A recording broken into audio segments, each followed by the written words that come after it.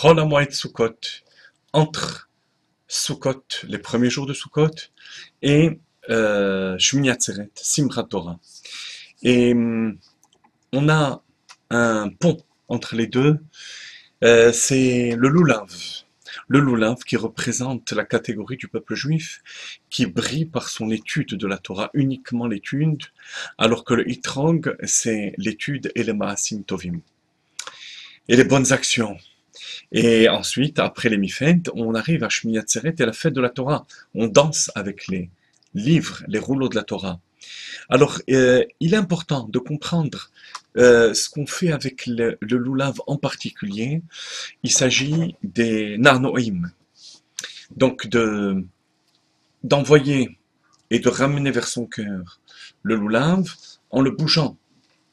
C'est ce qu'on appelle les Narnoïm, et c'est ce qui induit le mouvement aussi à l'étrog, les Hadassim et les Haravot. Quel est le sens de ces Narnoïm? Alors tout d'abord, de manière très pratique, la plupart des communautés font les Narnoïm d'après le Harizal, enfin je parle des communautés chassidiques, séfarades, c'est-à-dire à droite, c'est-à-dire le sud, ensuite à gauche le nord, tout droit, l'est, en haut, en bas, et ensuite à l'ouest. Écoutez bien. Tout d'abord, le Lulav, c'est le fait de s'adonner entièrement à l'étude de la Torah.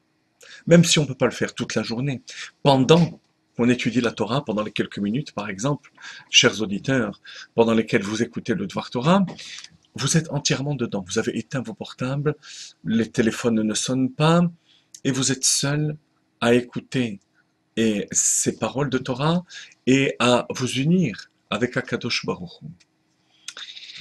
Cette union fait que, comme dit le Zohar, que la Neshama monte et essaye de fusionner avec Akadosh Baruch Hu.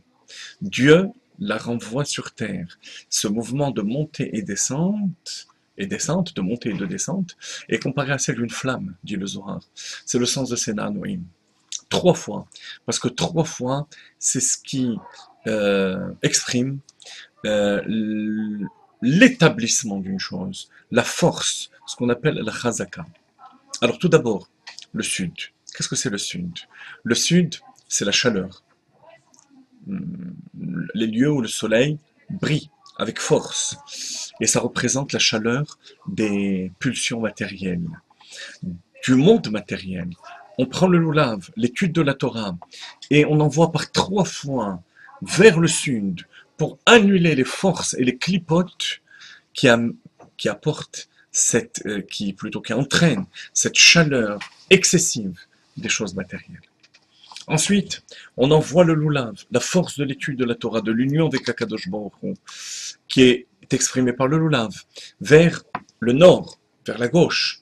Le nord, c'est l'antithèse du sud, c'est la froideur.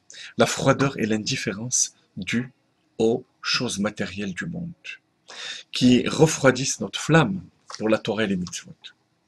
Ensuite, on envoie le Lulav vers l'est. Qu'est-ce que c'est l'est? L'est, c'est l'Isroach. C'est le jour qui pointe. C'est la lumière limitée que Dieu envoie dans le monde. Le rôle du juif, c'est de dépasser cette lumière, ne pas s'arrêter à ce qui est le début de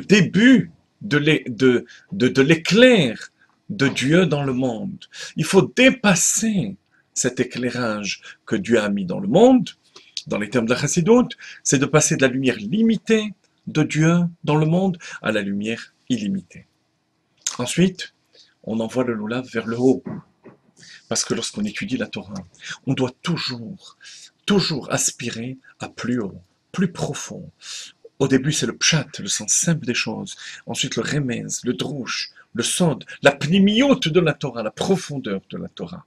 C'est ce qui va nous permettre ensuite de descendre dans le monde, dans l'abîme, et d'élever l'abîme, d'élever le chocher, l'obscurité du monde. Comment? Grâce aux hauteurs spirituelles qu'on est capable d'atteindre par l'approfondissement de la Torah. Ça, c'est le bas. Et enfin, les derniers Narnoïm se font vers l'ouest. Qu'est-ce que c'est l'ouest? Shrina Bemaharav, dit la Gemara. La Shrina se trouve à l'ouest.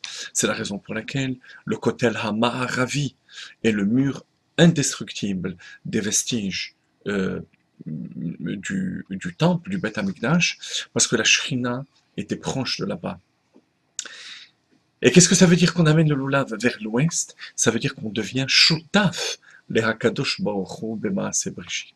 On s'associe à Dieu dans la création du monde. Comment est-ce qu'on s'associe à Dieu dans la création du monde? Ben, la Gemara nous le dit. Gdolim Maaseh Tzadikim Yoter Mimaaseh Shamayim Va'aretz. Un associé doit amener forcément quelque chose que l'autre associé n'a pas. Comment est-ce qu'on peut dire que Dieu n'a pas quelque chose que le tzaddik, que chaque juif a? Eh bien, tout simplement parce que Dieu lui a conféré ce pouvoir. De quel pouvoir s'agit-il? Celui de Itkafia, de soumettre le mal, d'avoir des désirs matériels, des désirs, ou même dans le domaine spirituel, mais qui ne correspondent pas à ce que la Torah veut, et on brise ces choses-là. Il ne s'agit pas, comme pour le Sud, d'utiliser la Torah pour repousser la chaleur de ce monde. Il s'agit réellement de casser sa nature, plutôt la nature du Yetzer Hara, du mauvais penchant. Lorsqu'on fait une chose pareille, lorsque notre âme animale, donc Yetzer Hara, veut faire quelque chose, et qu'on annule, on amène ce yesh qu'est le Yetzer Hara au niveau de Haïn, on fait quelque chose d'encore plus grand que la création du monde. Parce que la création du monde, c'est du néant à l'existence. Au départ, il y a le néant. Dieu a créé l'existence. Rien ne s'opposait à cette existence. Par contre, lorsqu'il y a déjà une existence, il y a déjà la nature du Yetzer Hara, et qu'on annule cette force du Yetzer Hara, on amène quelque chose de supérieur, dit la Gemara. Gdolim Maaseh Tzadikim Yoter Mimaaseh Shamayim Va'aretz. Et c'est la raison pour laquelle on termine les Nanoïm. La force de la Torah, c'est d'être capable de briser notre Yetzer Hara jusqu'à le transformer. On devient associé à Kadosh Baruch Hu, Shrina Bemaharav. N'est-ce pas fantastique? Ces gestes qu'on accomplit chaque jour, au moment du Hallel, plusieurs fois, au moment où on fait la mitzvah, ces mouvements vont nous donner l'impulsion pour toute l'année d'utiliser la Torah pour transformer notre monde. Chag Sameach et Simchat Torah avec des danses. N'oubliez pas, comme le Rabbi Rayatz dit, que lorsqu'on danse à Simchat Torah, on danse avec Akadosh Baruch.